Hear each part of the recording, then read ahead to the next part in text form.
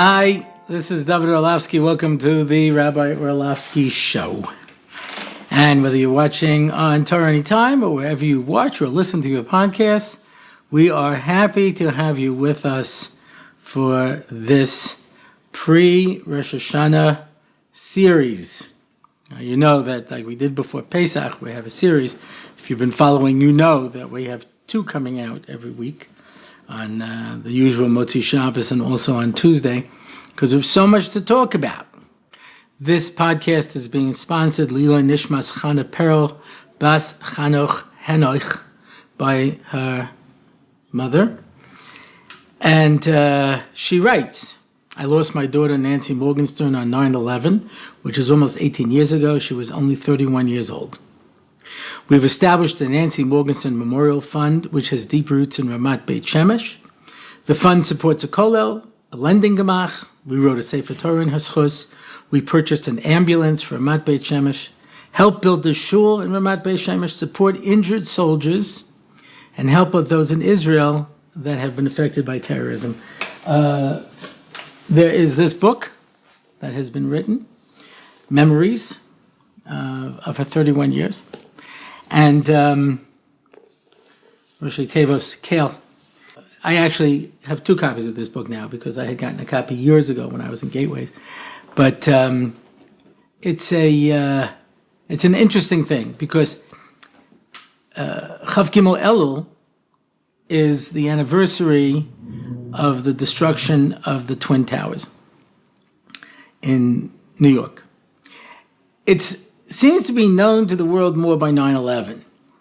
We Jews don't really celebrate Jewish holidays based on the secular date.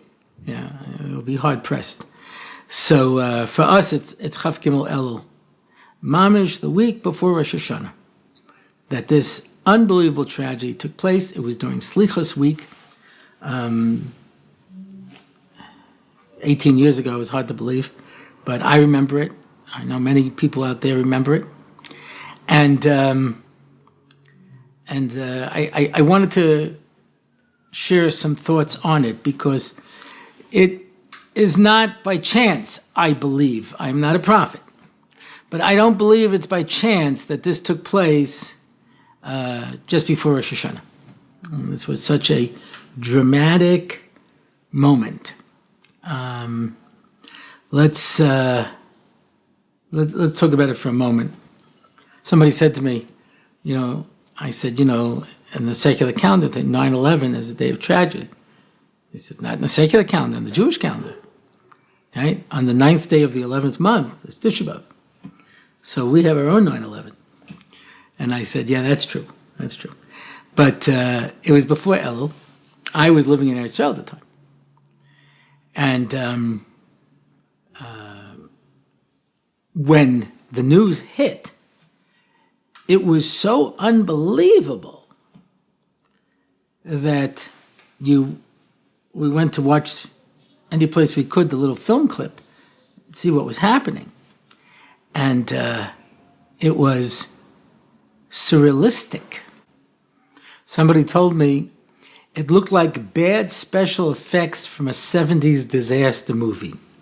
If you remember the 70s disaster movies like Earthquake and Towering Inferno and these. I remember when I did a tour of Universal Studios years ago, they said that the main office building there is called the Black Rock, this big thing.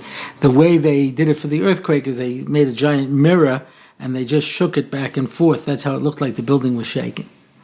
And you looked at this and it was impossible. I mean, you're looking at this tower go down like this. And I remember when Rav Moshe Shapiro spoke afterwards, that he was as stunned as the rest of us. There's no other word for it, stunned. And he kept going like this. And he said, like a candle. He says, no, like a match. It just went down. The heat from the plane was so intense that it melted the metal frame, and so then, of course, all of the concrete and plaster just sank.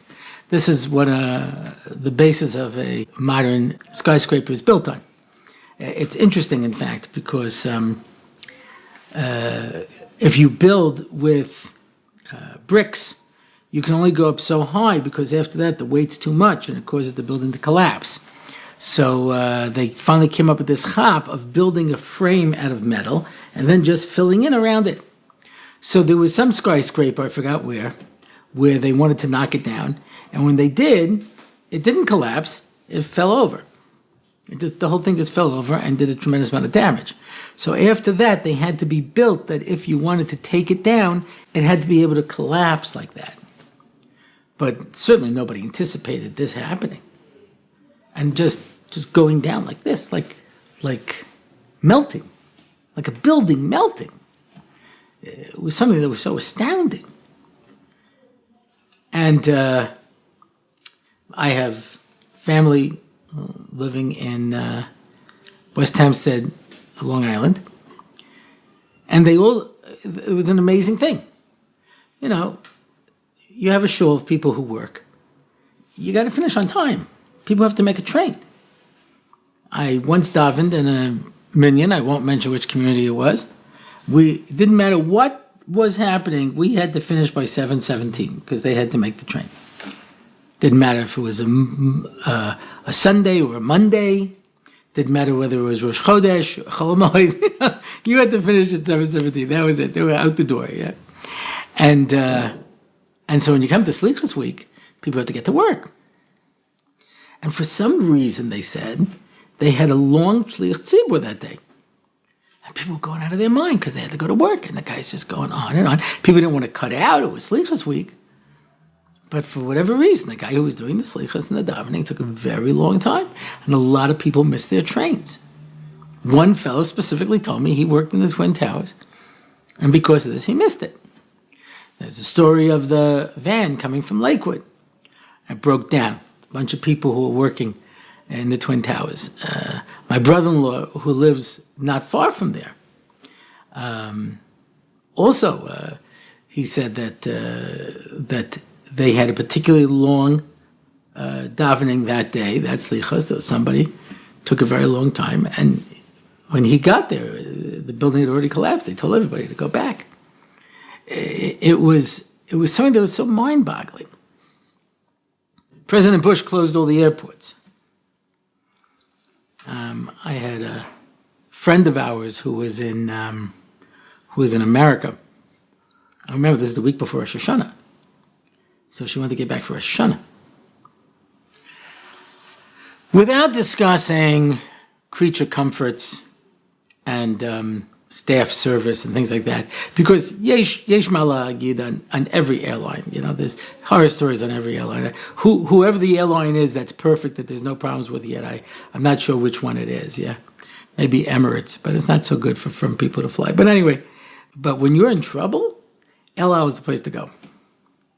I'm a platinum member on United, and me and my wife were going in for our grandson's Shalom Zachar and Bris, and we had a flight out Wednesday, figuring we'd get there Thursday, we'd rest up, you know, and we were on the plane, and they canceled the flight. Okay, so they said, we'll reschedule us to the next night. We showed up the next night, they canceled that flight too, they didn't even bother telling us. So we went over to them, and they said, okay, we'll reschedule on a Swiss Air flight. I go to Swiss Air, 5 o'clock in the morning. Sorry, nothing. This is Friday morning. Nope, you're not on. I said, United said they were. Nope. I tried calling United, forget about it. Yeah. There's nobody from the airline around, nobody to help us. I said to my wife, I said, well, that's it. I guess we'll miss the bris, we'll miss the Shalom Zachar. She says, let's go to El Al. Go to El Al, no problem. Same price. They got us tickets. We had to fly through France. It was a stopover. Luckily, it was a long Shabbos, so we landed in JFK about 4 o'clock, rented a car, ran out there, got there before Shabbos, yeah. And they said, we'll get your seats together, don't worry about it. When you're in trouble, El Al is always the place to go. Some places they advertise the food, some places they advertise the service, but it's sometimes good to fly with an airline that advertises we have anti-plane missiles, anti-rocket missiles, which again is not always a selling point for every airline, but it's something to be said, yeah. So she contacted El Al, and they got special permission to get one flight out before Rosh Hashanah. And she said, it was a friend, Chaya Werfel, and she said she got to Newark Airport, and it was empty. The whole airport is closed. There's just one little spot open, and one plane. And she says, and we were going down the runway, the only plane taking off in America is this El Al flight, be able to make its way back to Australia. Yeah, but the impact of this, the bridges were closed, the tunnels were, everything was closed. People said their lawns were covered with papers that had been, after the explosion, just blown all over the area. I mean, I'm thinking these were people in Brooklyn. Papers from the Twin Towers were falling on their lawns. It was something that was so unbelievable. The largest terrorist attack in American history, and the largest terrorist attack in British history. More Brits died in the Twin Tower than in any other terrorist attack against British citizens. It's just something that's so unbelievable. Of course, it changed everything. It changed the way we lived. It changed going to the airport. A lot of things changed. Mindsets changed for a very short period of time.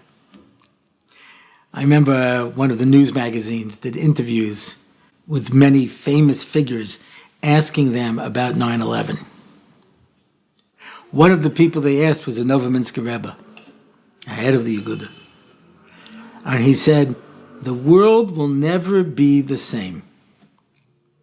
That was September 11th. In November, I spoke in a high school in America.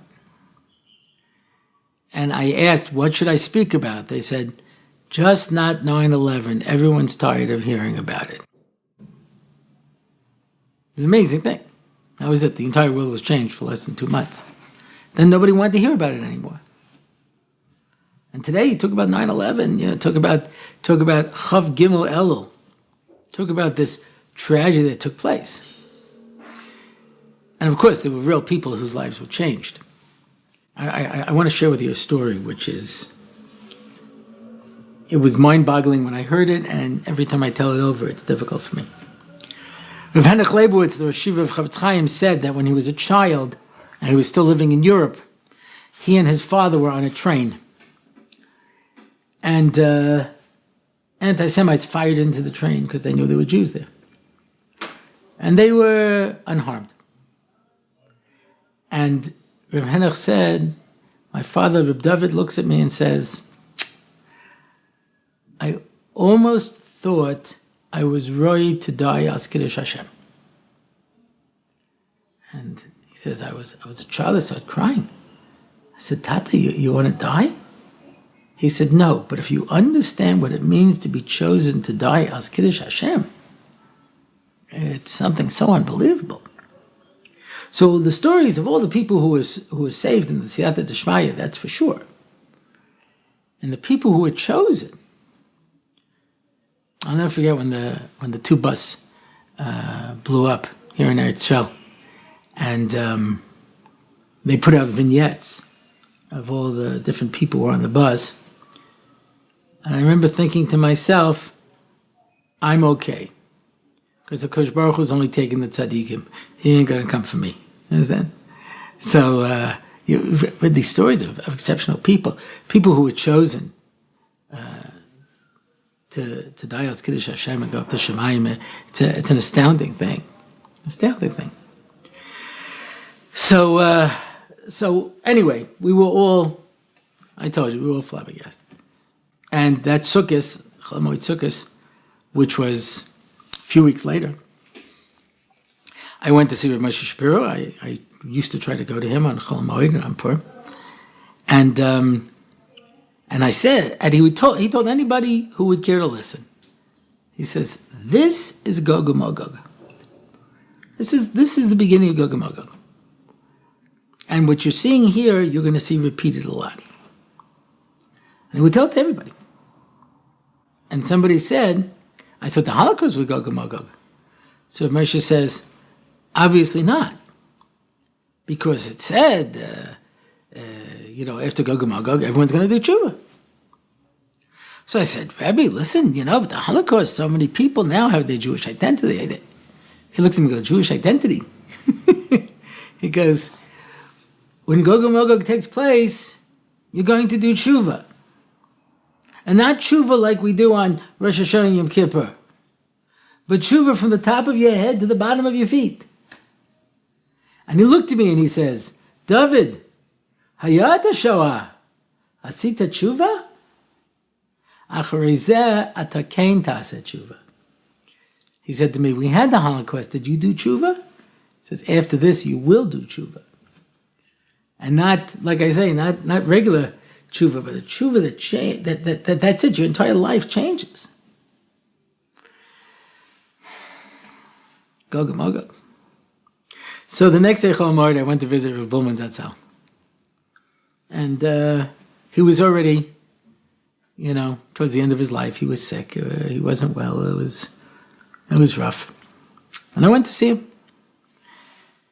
And I said, Rebbe, what's happening here? And he just looked at me and goes, David, this is Go Magog. This is the battle of the end of time. So, okay, Rav Moshe Shapiro, I expect to hear it from. I really didn't expect to hear this from a woman. So I said, so Rebbe, what do we do? He says, there's only two things that protect the Jewish people. Torah and Chesed. But for the Milchamas Go Magog, it's reversed. And Chesed is more important than Torah. That's what Rabbi Bowman said to me at that time. The Chol Hamoed Sukkos after the Twin Towers went down. Chesed. And all of us, we're all people of Chesed. We all do Chesed. But do we do Chesed like our life depends on it? That's a different type of Chesed. That's a Chesed where it's an amazing thing, right? We all know the famous statement. I believe it was by Samuel Adams. I'm sure my fact checkers out there will get back to me if I'm wrong. Gentlemen, if we do not hang together, then we shall surely hang separately. That we depend on each other. When we say and everybody's responsible for each other, we really mean it. I'm always surprised. I get this question sometimes from people and say, well, how come all these religious Jews who believed in God died in the Holocaust? Why didn't just the sinners die in the Holocaust? I said, because we practice what you preach. You guys all talk about Jewish unity and how we're all one people. We really believe it. And we're held responsible for your actions, and you're held responsible for mine. And every one of us needs to be able to look at a situation and say, I have to look at the other person and decide how we're going to relate to this. I told this story, I'm pretty sure, in a previous podcast. I will tell it again. Because a fine story is like a fine song. And Frank Sinatra, the last 30 years of his life, sang the same 7 songs over and over again, so I figure I can too. Anyway, there's a famous story with Howard Schultz. Now, the first part of the story everybody knows because he sent out an email. He came with a group of business leaders to Eretz Yisrael, and they were meeting with many famous people. It was not a religious group. But they were all rich, successful business leaders. And one of the people they met with was Rav Nosson Tzvi Finkel, the Rosh Yeshiva of the Mir. And he said to him, what did we learn from the Holocaust? So they all gave answers, never again, we need an army, we need a state. He says, what we learned is that 5 people could sleep with 1 blanket. I told this story over once, and a Holocaust survivor said, halavai, we had a blanket. But he was obviously paraphrasing Rav Chaim Shmulevitz, the former Rosh Yeshiva of the Mir, who he says that the Gemara says in the Dor of Rabbi Yehuda bar Ilai, people were so poor, and yet Mashiach could have come. And they were so poor that 5 people slept with one blanket. Chaim Shmulevitz says, how could 5 people sleep with one blanket? There's only one way. Every time the blanket comes to you, you push it to the next person to make sure they're covered. I'm sleeping, but my more concern is to make sure that you're covered than that I'm covered. It's a certain mindset. He says, we learned that 5 people can sleep with one blanket. And he looked at these businessmen and say, you have the blanket. You have to go share it with other people. That's the story.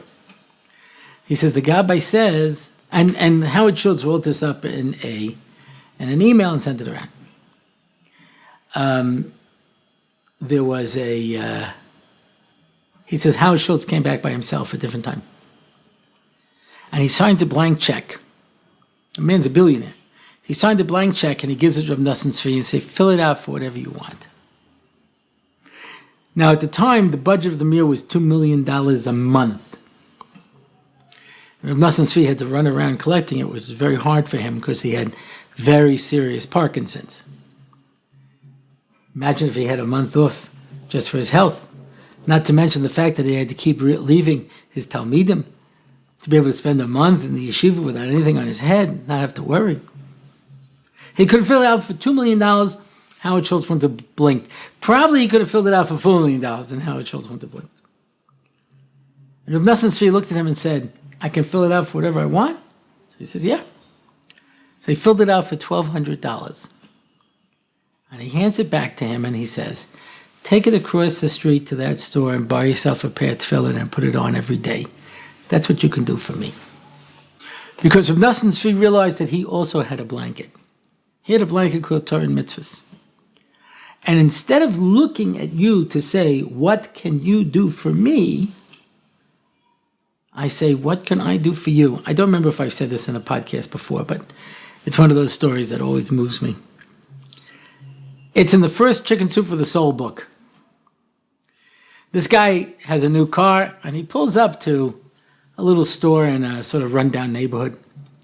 And he sees a little boy wearing clothes that are too big for him, clearly hand-me-downs from an older relative. And he's looking at the car. And he comes out and he says, you like the car, kid? And he says, yeah. Where'd you get it? He says, my brother bought it for me. And he said, wow, I wish, and it looks like, I wish I had a brother like that. He goes, I wish I could be a brother like that. So he says, you want to go for a ride? He says, yeah, can we go by my house? So I figure he wants to show off to all of his friends that he's got a car, you know? He says, sure. Gets in the fancy car and he drives to his house and he says, just wait 1 minute, mister. And he runs into the house and he carries out his younger brother who can't walk. He says, see, Billy, his brother bought him this car. And one day I'm going to buy you a car. So it won't be so hard for you to get around. Because most of us wish we had a brother like that. Instead of wishing I was a brother like that. You have an opportunity to help somebody else. I look at this person and say, what can I get for him? I met with a very, I tell you the truth, I don't remember what I say where anymore, because Baruch Hashem, I speak in a lot of places, so if I've said this before, I don't really care. I'm telling it again. You know, it's not like you guys are paying for this, you know. I was in London. I was speaking at a dinner for a lord of the House of Lords. I have never been to upper crust English society before. Now, I am so completely awkward in social situations. Most people don't know this because they figure that, you know, Rabbi Orlofsky, you know, when I'm in a public place doing a public persona kind of thing, I'm fine. But I, by nature, am a very shy, quiet person, by nature. When I go to a bar mitzvah, like when nobody knows me, you know, like when I go to one of those simchas, and really my wife is there and I'm the tag along, you know, I'm the 1+, you know. And I go to the men's side. I look for an empty table. I sit there.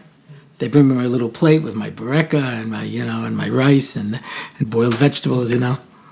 And I sit there and I eat it by myself. If nobody knows who I am, I just sit there by myself. I eat my food and, and when the time comes, so I go over and I say, Mazel Tov, and I leave. I'm not by nature a social person. In fact, in America, it's much harder to make a chasana because you have to also do the table seating. In Israel, we don't. We say, here are the seats, here are the people. If you find one, fine. When the music stops, everyone sits down.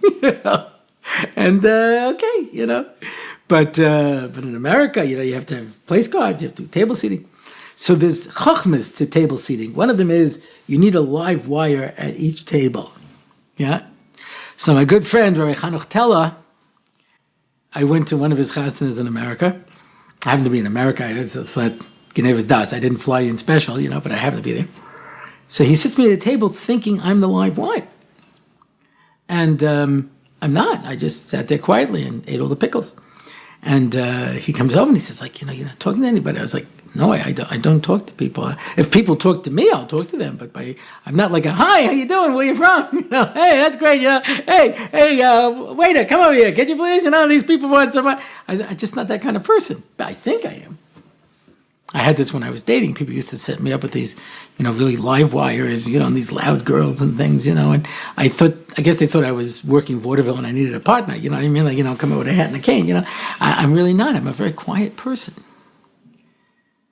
Even-tempered and good-natured, whom you never hear complain, who has the milk of human kindness by the quart in every vein. Anyway, so there I am at this dinner for really upper crust society. And I mean, really, there was a guy there called the Colonel with a walrus mustache and a monocle, like right out of Clue.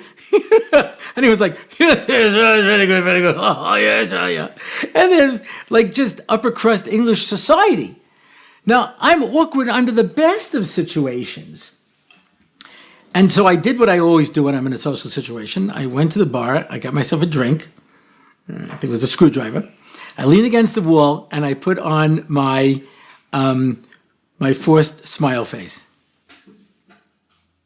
And I just sat there like that in case anybody would come over and talk to me, but it was no problem. Nobody did. And I just leaned against the wall during the entire cocktail hour part of the program. And every now and then I would actually drink this. Now, I don't drink alcohol by nature. And then I had like a second one, maybe. That was about more alcohol than I've ever had in my life, And then when I get to the meal, so I'm sitting with a group of very wealthy people, and they serve wine. So they said, certainly you have to have some wine. Just some wine. I had some wine.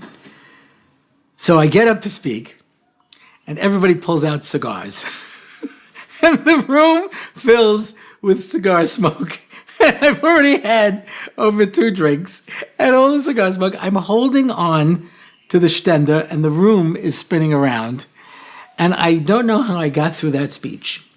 And I was totally out of it. And these people said, that was the most enthusiastic speech we ever heard in our life. Yeah. Anyway, so this one fellow is intrigued, and he says, Rabbi Orlofsky, maybe you can make some time, to come and speak. I'll send my Rolls Royce to come and pick you up. Well, I was intrigued. He gave me his personal number, I was staying with the Frankel family at the time in Hendon, who I've had the schus many times of staying on my London stays. And I told him about this when I came home. And so he says, are you kidding? He says, everyone's trying to get that man's number. Well, I said, yeah. I already made arrangements. He's going to come pick me up. So sure enough, he picks me up in his Rolls Royce. He takes me to his office. And he starts talking. And he tells me about his wife, and he tells me about his kids, and he tells me about his,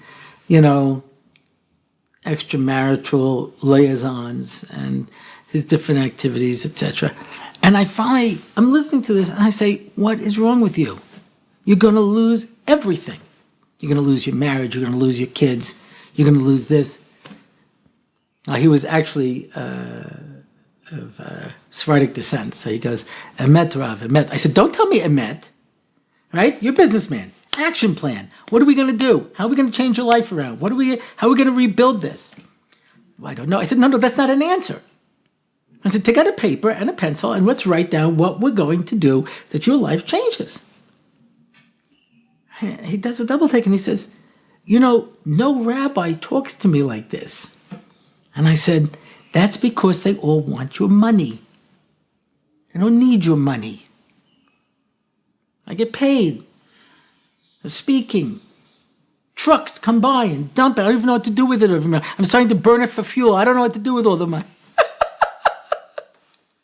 I've never been intrigued. Now, to be fair, okay, I've never been able to raise money in my life. My parents brought me up never to ask anybody for anything. I can't. When I was running NCSY, I had money that I had to raise a budget, and people would say to me, I believe in what you're doing. Come by and I want to give you a check. I couldn't do it. If they put the check in my hand, but to go knock on someone's door, I couldn't do it. My parents brought me up never to ask anybody for anything. I'm 60 years old. And if I'm staying someplace like a mile away and I don't have a car and no one offers me a ride, I'll walk. I can't go over to somebody and say, could you give me a ride? I can't ask for anything, So maybe I should be cultivating relationships with rich people, and maybe that would be a good thing to do, I've always had this dream to start a yeshiva, and I've never done it because I'm terrified by the fundraising. I've worked for institutions where they didn't pay me, and I can't sleep at night doing that to somebody. And I don't know how to raise money. I don't know how to do it. So when I meet a rich person, I'm not looking at them thinking, what can I get out of them? My only thought is, what can I do for you? I want to be a brother like that. I don't want to have a brother like that. It's a beautiful story about a person who did a lot of chesed and did a lot of good things. One of the greats who were taken in this terrible, terrible tragedy. And the world's a little darker because of it. And if anything, it requires us to fill in that lack with chesed. And like Rav Bullman said, that comes first. I knew a guy who was in a Kiruv organization, and after a while he had to raise the money. He says, I was incapable of having a real relationship. I'd meet somebody and think, how much can I ask this person for? That's all I could see. Rav Nosson Tzvi looked at Howard Schultz and thought, what can I do for you? Because I want to be a brother like that, not have a brother like that.